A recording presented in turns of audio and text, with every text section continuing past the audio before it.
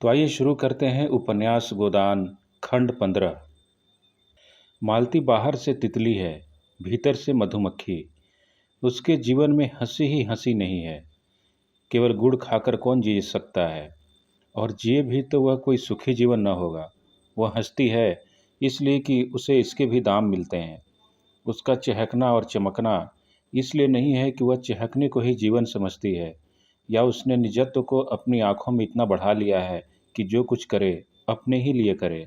नहीं, वह क्योंकि चहकती है और विनोद करती है कि इससे उसके कर्तव्य का भार कुछ हल्का हो जाता है। उसके बाप उन विचित्र जीवों में थे जो केवल जबान की मदद से लाखों के वारे न्यारे करते थे। बड़े बड़े जमींदार और रईसों की जायदादें बिकवाना, उन्हें कर्ज दिलाना या उनके मामले को अफसरों से मिलकर तय करा देना, यही उनका व्यवसाय था। दूसरे शब्दों में दलाल थे। इस वर्ग के लोग बड़े प्रतिभावान होते हैं।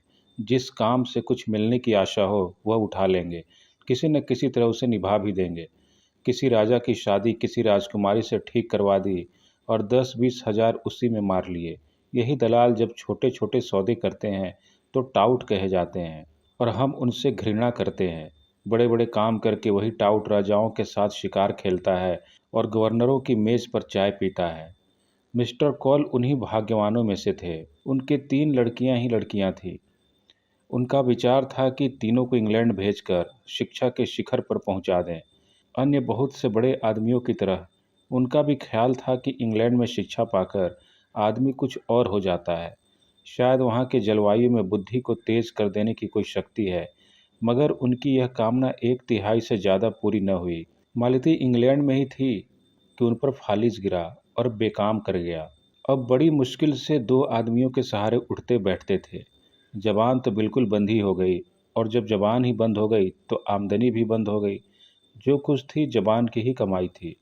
कुछ बचा रखने की उनकी आदत न थी। अनियमित आय थी और अनियमित खर्च था।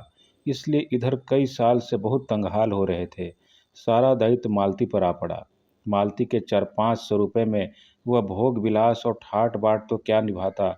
हाँ, इतना था कि दोनों लड़कियों की शिक्षा होती जाती थी और भले मानसों की तरह जिंदगी बसर होती थी। मालती सुबह से पहर रात तक दौड़ती रहती थी। चाहती थी कि पिता सात्विकता के साथ रहें, लेकिन पिताजी को शराब कबाब का ऐसा चस्का पड़ा था कि किसी तरह गला न छोड़ता था। कहीं से कुछ न मिलता तो एक महाजन से अपने बंगले पर प्रोनोट लिखकर 1000-2000 ले लेते थे। महाजन उनका पुराना मित्र था, जिसने उनकी बदौलत लेन देन में लाखों कमाए थे और मुरवत के मारे कुछ बोलता न था। उसके 25,000 चढ़ चुके थे और जब चाहता कुकीर करा सकता था, मगर मित्रता की लाज निभाता जाता था। आत्मसेवियों में जो निर्लजता आ जाती है वह कौल में भी थी। तकाजे हुआ करें, उन्हें परवाह न थी। मालती उनके अपव्यय पर झुंझलाती रहती थी, लेकिन उसकी माता जो साक्षात देवी थीं और इस युग में भी पति की सेवा को नारी जीवन का मुख्य हेतु समझती थीं, उसे समझाती रहती थीं। इसलिए गृह युद्ध न होने पाता था। संध्या हो गई थी। हवा में अभी तक गमीर थी। आकाश में धुंध छाया हुआ था। मालती और उसकी दोनों बहनें बंगले के सामने घास पर बैठी हुई थीं। पानी न पाने के कारण वहाँ की दूब जल गई थी और भीतर की मिट्टी निकल आई थी। मालती ने पूछा, माली क्या बिल्कुल पानी नहीं देता?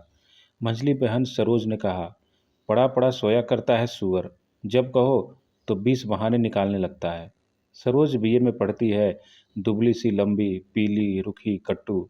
उसे किसी की कोई बात पसंद न आती थी, हमेशा ऐब निकालती रहती थी। डॉक्टरों की सलाह थी कि वह कोई परिश्रम न करे और पहाड़ पर रहे, लेकिन घर की स्थिति ऐसी न थी कि उसे पहाड़ पर भेजा जा सकता। सबसे छोटी वरदा को सरोज से इसलिए द्वेष था कि सारा घर सरोज को हाथों हाथ लिए रहता था। वह चाहती थी जिस बीमारी में इतना स्वाद है वह उसे ही क्यों नहीं हो जाती। गोरी सी, गर्वशील, स्वस्थ, चंचल आंखों वाली बालिका थी, जिसके मुख पर प्रतिभा की झलक थी। सरोज के सिवा उसे सारे संसार से सहानुभूति थी। सरोज के कथन का विरोध करना उसका स्वभाव था। बोली, दिन भर दादाजी बाजार भेजते रहते हैं, फुर्सत ही कहाँ पता है। मरने को तो छुट्टी मिलती नहीं, पड़ा पड़ा सोएगा। सरोज ने डांटा, दादाजी उसे कब बाजार भेजते हैं रे झूठी कहीं की? रोज भेजते हैं, रोज। अभी तो आज ही भेजा था, कहो तो बुलाकर पूछवा दूं। पूछवाएगी? बुलाओ। मालती डरी। दोनों गुथ जाएंगी तो बैठना मुश्किल कर देंगी। बात बदल कर बोली, अच्छा खैर होगा। आज डॉक्टर मेहता का तुम्हारे यहाँ भाषण हुआ था सरोज? सरोज ने नाक सिकोड़कर कहा, हाँ हुआ तो था, लेकिन किसी ने पसंद नहीं किया। आप फरमाने लगे, संसार में स्त्रियों का क्षेत्र पुरुषों से बिल्कुल अलग है। स्त्रियों का पुरुषों के क्षेत्र में आना इस युग का कलंक है।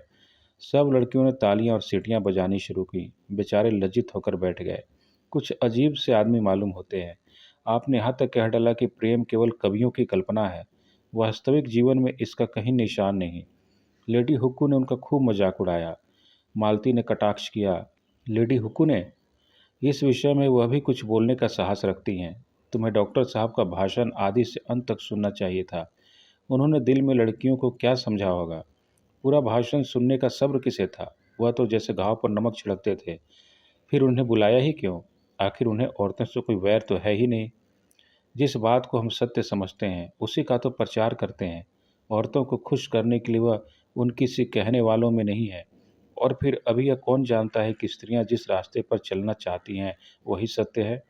बहुत संभव है आगे चलकर हमें अपनी धारणा बदलनी पड़े। उसने फ्रांस, जर्मनी और इटली की महिलाओं के जीवन आदर्श बतलाए और कहा, शीघ्र ही विमेंस लीग की ओर से मेहता का भाषण होने वाला है। सरोज को कुतूहल हुआ, मगर आप भी तो कहती हैं कि स्त्रियों और पुरुषों के अधिकार समान होने चाहिए। अब भी कहती हूँ, लेकिन दूसरे पक्ष वाले क्या कहते हैं यह भी तो सुनना चाहिए। संभव है हम ही गलती पर हों। यह लीग इस नगर की नई संस्था है और मालती के उद्योग से खुली है। नगर की सभी शिक्षित महिलाएं उसमें शरीक हैं। मेहता के पहले भाषण ने महिलाओं में बड़ी हलचल मचा दी थी और लीग ने निश्चय किया था कि उनका खूब दंदा शिकन जवाब दिया जाए। मालती ही पर यह भार डाल गया था। मालती कई दिन तक अपने पक्ष के समर्थन में युक्तियां और प्रमाण खोजती रही और भी कई देवियां अपने भाषण लिख रही थीं। उस दिन जब मेहता शाम को लीग के हॉल में पहुंचे तो जान पड़ता था हॉल फट जाएगा। उन्हें गर्व हुआ। उनका भाषण सुनने के लिए इतना उत्साह, और वह उत्साह केवल मुख पर और आंखों में न था। आज सभी देवियां सोने और रेशम से लदी हुई थीं, मानो किसी बारात में आई हों। मेहता को परास्त करने के लिए पूरी शक्ति से काम लिया था, और यह कौन कह सकता है कि जगमगाहट शक्ति का अंग नहीं है। मालती ने तो आज के लिए नए फैशन की साड़ी निकाली थी, नए काट के जंपर बनवाए थे और रंग रोगन और फूलों से खूब सजी हुई थी, मानो उसका विवाह हो रहा हो। विमेंस लीग में इतना समारोह और कभी न हुआ था। डॉक्टर मेहता अकेले थे, फिर भी देवियों के दिल कांप रहे थे। सत्य की एक चिंगारी असत्य के एक पहाड़ को भस्म कर सकती है। सबसे पीछे की सफ में मिर्जा और खन्ना और संपादक जी भी विराज रहे थे। राय साहब भाषण शुरू होने के बाद आए और पीछे खड़े हो गए। मिराज ने कहा, आ जाइए आप भी, खड़े कब तक रहिएगा? राय साहब बोले, नहीं भाई, यहाँ मेरा दम घुटने लगेगा। तो मैं खड़ा होता हूँ, आप बैठिए। राय साहब उनके कंधे दबाए, तकल्लुफ नहीं, बैठे रहिए। मैं थक जाऊंगा तो आपको उठा दूंगा और बैठ जाऊंगा। अच्छा मिस मालती, सभा नेत्री हुई। खन्ना साहब कुछ इनाम दिलवाइए। खन्ना ने रोनी सुनत बनाकर कहा, अब मिस्टर मेहता पर ही निगाह है, मैं तो गिर गया। मिस्टर मेहता का भाषण शुरू हुआ। देवियों, जब मैं इस तरह आपको संबोधित करता हूँ तो आपको कोई बात खटकती नहीं। आप इस सम्मान को अपना अधिकार समझती हैं। लेकिन आपने किसी महिला को पुरुषों के प्रति देवता का व्यवहार करते हुए सुना है? उसे आप देवता कहें तो वह समझेगा आप उसे बना रही हैं। आपके पास दान देने के लिए दया है, श्रद्धा है, त्याग है। पुरुष के पास दान देने के लिए क्या है? वह देवता नहीं, लेवता है। वह अधिकार के लिए हिंसा करता है, संग्राम करता है, कलह करता है। तालियां बजी। राय साहब ने कहा, औरतों को खुश करने का इसने कितना अच्छा ढंग निकाला। बिजली संपादक को बुरा लगा। कोई नई बात नहीं, मैं कितनी ही बार यह भाव व्यक्त कर चुका हूँ। मेहता आगे बढ़े, इसलिए जब मैं देखता हूँ हमारी उन्नत विचारों वाली देवियाँ उस दया और श्रद्धा और त्याग के जीवन से असंतुष्ट होकर संग्राम और कलह और हिंसा के जीवन की ओर दौड़ रही हैं और समझ रही हैं कि यही सुख का स्वर्ग है, तो मैं उन्हें बधाई नहीं दे सकता। मिसेस खन्ना ने मालती की ओर सवर्ग नेत्रों से देखा। मालती ने गर्दन झुका ली। खुर्शीद बोले, अब कहिए। मेहता दिलेर आदमी है, सच्ची बात कहता है और मुंह पर। बिजली संपादक ने नाक सिकोड़ी। अब वह दिन लद गए जब देवियां इन चकमों में आ जाती थीं। उनके अधिकार हड़पते जाओ और कहते जाओ, आप तो देवी हैं, लक्ष्मी हैं, माता हैं। मेहता आगे बढ़े। स्त्री को पुरुष के रूप में, पुरुष के कर्म में रत देखकर मुझे उसी तरह वेदना होती है जैसे पुरुष को स्त्री के रूप में स्त्री के कर्म करते देखकर। मुझे विश्वास होता है ऐसे पुरुषों को आप अपने विश्वास और प्रेम का पात्र नहीं समझती, और मैं आपको विश्वास दिलाता हूँ ऐसी स्त्री भी पुरुष के प्रेम और श्रद्धा का पात्र नहीं बन सकती। खन्ना के चेहरे पर दिल की खुशी चमक उठी। राय साहब ने चुटकी ली। आप बहुत खुश हैं खन्ना जी। खन्ना बोले, मालती मिले तो पूछूं, अब कहिए। मेहता आगे बढ़े, मैं प्राणियों के विकास में स्त्री के पद को पुरुषों के पद से श्रेष्ठ समझती हूँ। उसी तरह जैसे प्रेम और त्याग और श्रद्धा को हिंसा और संग्राम और कलह से श्रेष्ठ समझता हूँ। अगर हमारी देवियां सृष्टि और पालन के देव मंदिर में हिंसा और कलह के दानव क्षेत्र में आना चाहती हैं, तो उससे समाज का कल्याण न होगा।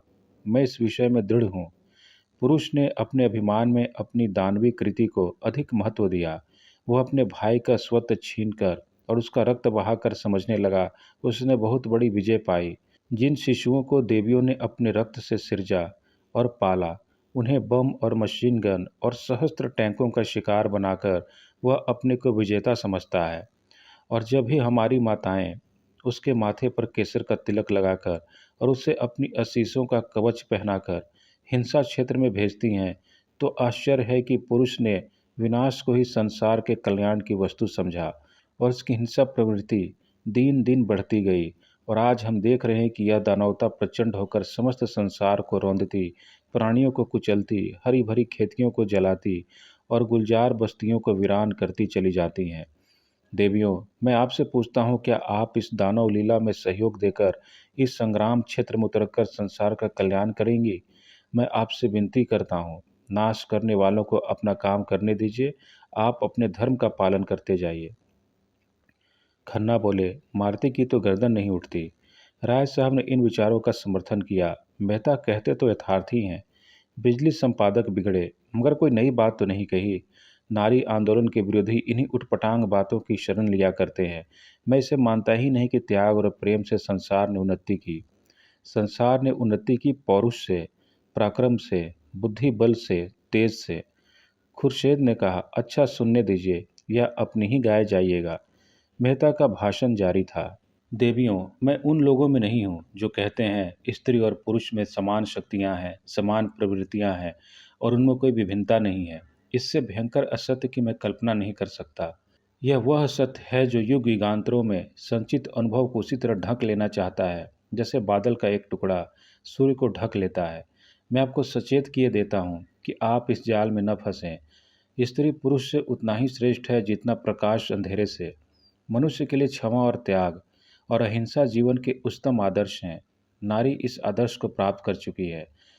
पुरुष धर्म और अध्यात्म और ऋषियों का आश्रय लेकर उस लक्ष्य पर पहुंचने के लिए सदियों से जोर मार रहा है, पर सफल नहीं हो सका। मैं कहता हूँ उसका सारा अध्यात्म और योग एक तरफ और नारियों का त्याग एक तरफ।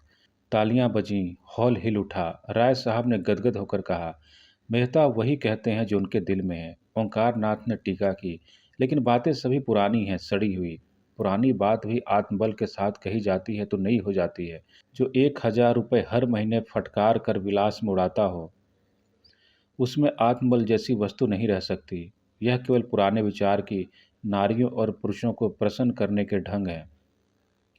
खन्ना ने मालती की ओर देखा। यह क्यों फूली जा रही हैं? इन्हें तो शर्माना चाहिए। खुर्शीद ने खन्ना को उस्काया। अब तुम भी एक तकरीर कर डालो खन्ना। नहीं, मेहता तुम्हें उखाड़ फेंकेगा। आधा मैदान तो उसने अभी मार लिया है। खन्ना खिसिया कर बोले, मेरी न कहिए, मैंने ऐसी कितनी चिड़ियां फंसा कर छोड़ दी हैं। राय साहब ने खुर्शीद की तरफ आंख मारकर कहा, आजकल आप महिला समाज की तरफ आते जाते हैं। सच कहना, कितना चंदा दिया? खन्ना पर झेप छा गई। मैं ऐसे समाजों को चंदे नहीं दिया करता जो कला का ढोंग रचकर दुराचार फैलाते हैं। मेहता का भाषण जारी था। पुरुष कहता है, जितने दार्शनिक और वैज्ञानिक आविष्कारक हुए हैं वह सब पुरुष थे। जितने बड़े बड़े महात्मा हुए हैं वह सब पुरुष थे। सभी योद्धा, सभी राजनीति के आचार्य, बड़े बड़े नाविक, बड़े बड़े सब कुछ पुरुष थे।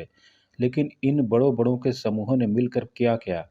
महात्माओं और धर्म प्रवर्तकों ने संसार में रक्त की नदियां बहाने और वैमनस्य की आग भड़काने के सिवा और क्या किया? योद्धाओं ने भाइयों की गर्दनें काटने के सिवा और क्या यादगार छोड़ी। राजनीतिज्ञों की निशानी अब केवल लुप्त साम्राज्यों के खंडहर रह गए हैं, और आविष्कारकों ने मनुष्य को मशीन का गुलाम बना देने के सिवा और क्या समस्या हल कर दी। पुरुषों की रची हुई इस संस्कृति में शांति कहाँ है, सहयोग कहाँ है। ओंकारनाथ उठकर जाने को हुए। विलासियों के मुंह से बड़ी बड़ी बातें सुनकर मेरी देह भस्म होती जाती है। खुर्शीद ने उनका हाथ पकड़कर बैठाया। आप ही संपादक जी नीरे पोंगा हो रहे हैं। अजी यह दुनिया है, जिसके जी में आता है वह बकता है, कुछ लोग सुनते हैं, तालियां बजाते हैं। चलिए किस्सा खत्म। ऐसे ऐसे बेशुमार मेहते आएंगे और चले जाएंगे और दुनिया अपनी रफ्तार से चलती रहेगी। यहाँ बिगड़ने की कौन सी बात है। असत्य सुनकर मुझसे सहा नहीं जाता। राय साहब ने उन्हें और चढ़ाया। कुल्टा के मुंह से सतियों किसी बात सुनकर किसका जी न जलेगा। ओमकारनाथ फिर बैठ गए। मेहता का भाषण जारी था। मैं आपसे पूछता हूँ, क्या बाज को चिड़ियों का शिकार करते देखकर हंस को यह शोभा देगा कि वह मानसरोवर की आनंदमयी शांति को छोड़कर चिड़ियों का शिकार करने लगे। और अगर वह शिकारी बन जाए तो आप उसे बधाई देंगी। हंस के पास उतनी तेज चोंच नहीं है, उतने तेज चंगुल नहीं है, उतनी तेज आंखें नहीं है, उतने तेज पंख नहीं है, उतनी तेज रक्त की प्यास नहीं है। उन अस्त्रों को संचय कर देने में उसे सदियां लग जाएंगी। फिर भी वह बाज बन सकेगा या नहीं, इसमें संदेह है।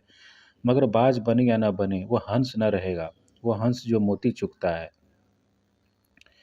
खुर्शीद ने टीका की, यह तो शायरों की सी दलीलें हैं। मादा बाज भी उसी तरह शिकार करती है जैसे नर बाज। ओंकारनाथ प्रसन्न हो गए। उस पर आप फिलोसफर बनते हैं, इसी तर्क के बल पर। खन्ना ने दिल का गुबार निकाला। फिलोसफर की दुम है। फिलोसफर वह है जो, ओंकारनाथ ने बात पूरी की, जो सत्य से जौ भर भी न टले। खन्ना को यह समस्या पूर्ति नहीं रुची। मैं सत्यव्यत नहीं जानता। मैं तो फिलासफर उसे कहता हूँ जो फिलासफर हो सच्चा। खुर्शीद ने दाद दी। फिलासफर की आपने कितनी सच्ची तारीफ की है। वाह सुभान अल्लाह। फिलासफर वह है जो फिलासफर हो, क्यों न हो। मेहता आगे चले। मैं नहीं कहता देवियों को विद्या की जरूरत नहीं है और पुरुषों से अधिक।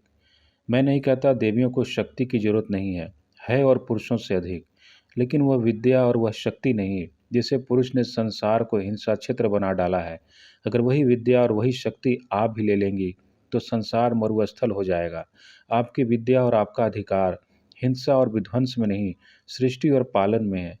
क्या आप समझती हैं वोटों से मानव जाति का उद्धार होगा, या दफ्तरों में और अदालतों में जबान और कम चलाने से। इन नकली अप्राकृतिक विनाशकारी अधिकारों के लिए आप वह अधिकार छोड़ देना चाहती हैं जो आपको प्रकृति ने दिए हैं। सरोज अब तक बड़ी बहन के अदब से जब्त किए बैठी थी, अब न रहा गया, पुकार उठी, हमें वोट चाहिए, पुरुषों के बराबर। और कई युवतियों ने हाक लगाई, वोट वोट। ओंकारनाथ ने खड़े होकर ऊंचे स्वर से कहा, नारी जाति के विरोधियों की पगड़ी नीची हो। मालती ने मेज पर हाथ पटक कर कहा, शांत रहो। जो लोग पक्ष या विपक्ष में कुछ कहना चाहेंगे उन्हें पूरा अवसर दिया जाएगा। मेहता बोले, वोट नई युग का मायाजाल है, मरीचिका है, कलंक है, धोखा है। उसके चक्कर में पड़कर आप न इधर की होंगी न उधर की। कौन कहता है कि आपका क्षेत्र संकुचित है और उसमें आपको अभिव्यक्ति का अवकाश नहीं मिलता। हम सभी पहले मनुष्य हैं, पीछे और कुछ।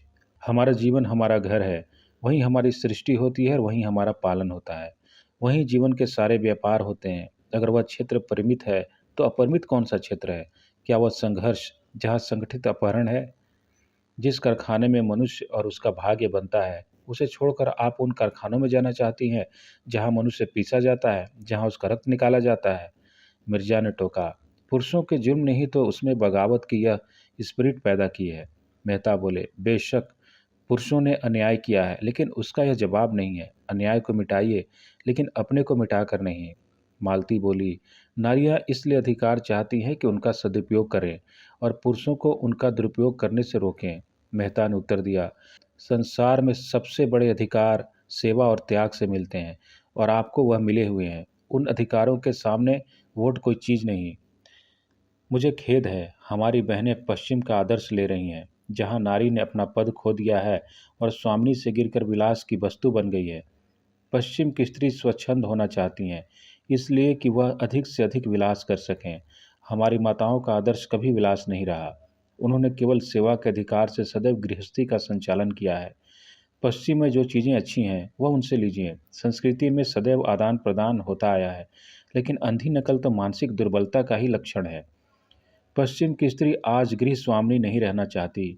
भोग की विदग्ध लालसा ने उसे उच्छृंखल बना दिया है। वह अपनी लज्जा और गरिमा को, जो उसकी सबसे बड़ी विभूति थी, चंचलता और आमोद प्रमोद पर होम कर रही हैं। जब मैं वहाँ की सुशिक्षित बालिकाओं को अपने रूप का या भरी हुई गोल बाहों या अपनी नग्नता का प्रदर्शन करते देखता हूँ, तो मुझे उन पर दया आती है। उनकी लालसाओं ने उन्हें इतना पराभूत कर दिया है कि वे अपनी लज्जा की भी रक्षा नहीं कर सकती। नारी की इससे अधिक और क्या अधोगति हो सकती है। राय साहब ने तालियां बजाईं। हॉल तालियों से गूंज उठा, जैसे पटाखों की टीटियां छूट रही हों। मिर्जा साहब ने संपादक जी से कहा, इसका जवाब तो आपके पास भी ना होगा। संपादक जी ने विरक्त मन से कहा, सारे व्याख्यान में इन्होंने यही एक बात सत्य कही है। तब तो आप भी मेहता के मुरीद हुए? जी नहीं, अपने लोग किसी के मुरीद नहीं होते। मैं इसका जवाब ढूंढ निकालूंगा। बिजली में देखिएगा।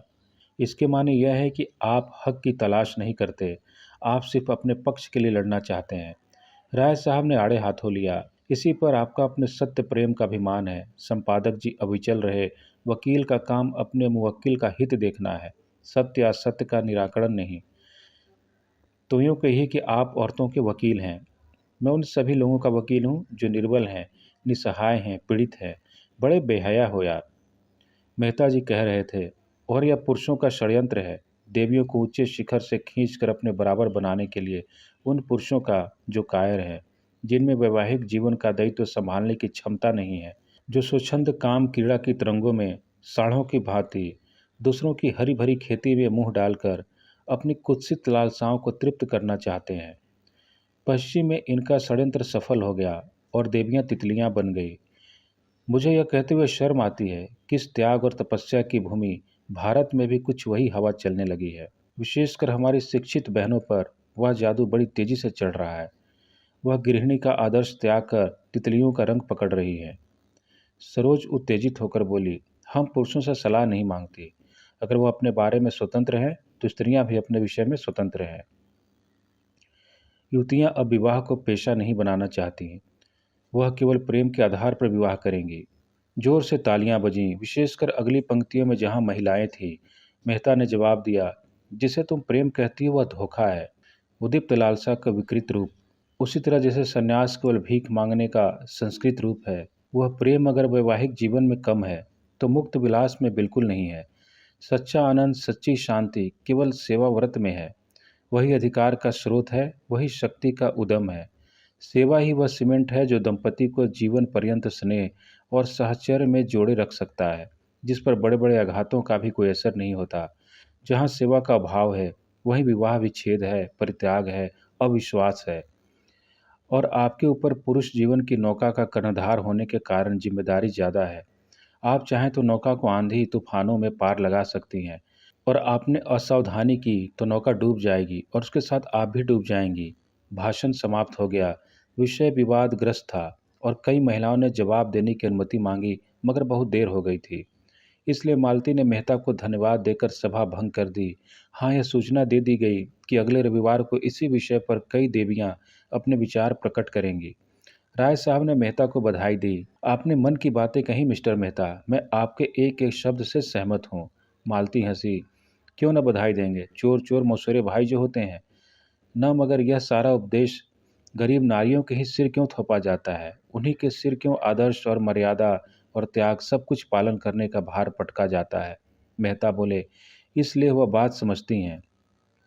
खन्ना ने मालती की ओर अपनी बड़ी बड़ी आंखों से देखकर मानो उसके मन की बात समझने की चेष्टा करते हुए कहा, डॉक्टर साहब के ये विचार तो मुझे कोई 100 साल पिछड़े हुए मालूम होते हैं। मालती ने कट्टू होकर पूछा, कौन से विचार? यही सेवा और कर्तव्य आदि। तो आपको ये विचार 100 साल पिछड़े हुए मालूम होते हैं? तो कृपा करके अपने ताज़े विचार बतलाइए। दंपति कैसे सुखी रह सकते हैं? कोई ताज़ा नुस्खा आपके पास है? खन्ना खिसिया गए। बात कही तो मालती को खुश करने के लिए। वह और तिनक उठी, बोली, यह नुस्खा तो मेहता साहब को मालूम होगा। डॉक्टर साहब ने तो बतला दिया, और आपके ख्याल में वह 100 साल पुराना है तो नया नुस्खा आपको बतलाना चाहिए। आपको ज्ञात नहीं कि दुनिया में ऐसी बहुत सी बातें हैं जो कभी पुरानी हो ही नहीं सकती। समाज में इस तरह की समस्याएं हमेशा उठती रहती हैं। और हमेशा उठती रहेंगी। मिसेस खन्ना बरामदे में चली गईं। मेहता ने उनके पास जाकर प्रणाम करते हुए पूछा, मेरे भाषण के विषय में आपकी क्या राय है? मिसेस खन्ना ने आंखें झुकाकर कहा, अच्छा था, बहुत अच्छा, मगर अभी आप अविवाहित हैं। सभी नारियां देवियां हैं, श्रेष्ठ हैं, कर्णधार हैं। विवाह कर लीजिए तो पूछूंगी, अब नारियां क्या हैं? और विवाह आपको करना पड़ेगा, क्योंकि आप विवाह से मुंह चुराने वाले मर्दों को कायर कह चुके हैं। मेहता हंसे, उसी के लिए तो जमीन तैयार कर रहा हूँ। मिस मालती से जोड़ा भी अच्छा है। शर्त यही है कि वह कुछ दिन आपके चरणों में बैठकर आपसे नारी धर्म सीखें। वही स्वार्थी पुरुषों की बात। आपने पुरुष कर्तव्य सीख लिया है। यही सोच रहा हूँ किससे सीखूं। वही स्वार्थी पुरुषों की बात। आपने पुरुष कर्तव्य सीख लिया है। यही सोच रहा हूँ किससे सीखूं। मिस्टर खन्ना आपको बहुत अच्छी तरह सिखा सकते हैं। मेहता ने कहा मारा, नहीं, मैं पुरुष का कर्तव्य भी आप ही से सीखूंगा। अच्छी बात है, मुझी से सीखिए। पहली बात यही कि भूल जाइए कि नारी श्रेष्ठ है और सारी जिम्मेदारी उसी पर है। श्रेष्ठ पुरुष है और उसी पर गृहस्थ का सारा भार है। नारी में सेवा और संयम और कर्तव्य सब कुछ वही पैदा कर सकता है। अगर उसमें इन बातों का अभाव है तो नारी में भी अभाव रहेगा। नारियों में आज जो यह विद्रोह है, इसका कारण पुरुष का इन गुणों में शून्य हो जाना है। मिर्जा साहब ने आकर मेहता को गोद में उठा लिया और बोले, मुबारक। मेहता ने प्रश्न की आंखों से देखा, आपको मेरी तकरीर पसंद आई? तकरीर तो खैर जैसी थी वैसी थी, मगर कामयाब खूब रही। आपने परी को शीशे में उतार लिया। अपनी तकदीर सराहिए कि जिसने आज तक किसी को मुंह नहीं लगाया वह आपका कलमा पढ़ रही है। मिसेस खन्ना दबी जबान से बोली, जब नशा ठहर जाए तो कहिए। मेहता ने विरक्त भाव से कहा, मेरे जैसे किताबी कीड़ों को कौन औरत पसंद करेगी देवी जी, मैं तो पक्का आदर्शवादी हूँ। मिसेस खन्ना ने अपने पति को कार की तरफ जाते देखा तो उधर चली गईं। मिर्जा भी बाहर निकल गए। मेहता ने मंच पर से अपनी छड़ी उठाई और बाहर जाना चाहते थे कि मालती ने आकर उनका हाथ पकड़ लिया और आग्रह भरी आंखों से बोली, आप अभी नहीं जा सकते, चलिए पापा से आपकी मुलाकात कराऊं और आज वहीं खाना खाइए। मेहता ने कान पर हाथ रखकर कहा, नहीं, मुझे क्षमा कीजिए, वहाँ सरोज मेरी जान खाएगी। मैं इन लड़कियों से बहुत घबराता हूँ। नहीं नहीं, मैं जिम्मा लेती हूँ, जो वह मुंह भी खोले। अच्छा आप चलिए, मैं थोड़ी देर में जाऊंगा। जी नहीं, यह ना होगा, मेरी कार सरोज को लेकर चल दी, आप मुझे पहुंचाने तो चलेंगे ही। दोनों मेहता की कार में बैठे। कार चली। एक क्षण बाद मेहता ने पूछा, मैंने सुना है खन्ना साहब अपनी बीवी को मारा करते हैं। तब से मुझे इनकी सूरत से नफरत हो गई। जो आदमी इतना निर्दयी हो उसे मैं आदमी नहीं समझता। उस पर आप नारी जाति के बड़े हितैषी बनते हैं। तुमने उन्हें कभी समझाया नहीं? मालती उद्विग्न होकर बोली, ताली हमेशा दोनों हथेलियों से बजती हैं। यह आप भूल जाते हैं। मैं तो ऐसे किसी कारण की कल्पना ही नहीं कर सकता कि कोई पुरुष अपनी स्त्री को मारे, चाहे स्त्री कितनी ही बदजबान हो। हाँ कितनी ही, हाँ कितनी ही। तो आप एक नए किस्म के आदमी हैं। अगर मर्द बदमिजाज है तो तुम्हारी राय में उस मर्द पर हंटरों की बौछार करनी चाहिए। क्यों?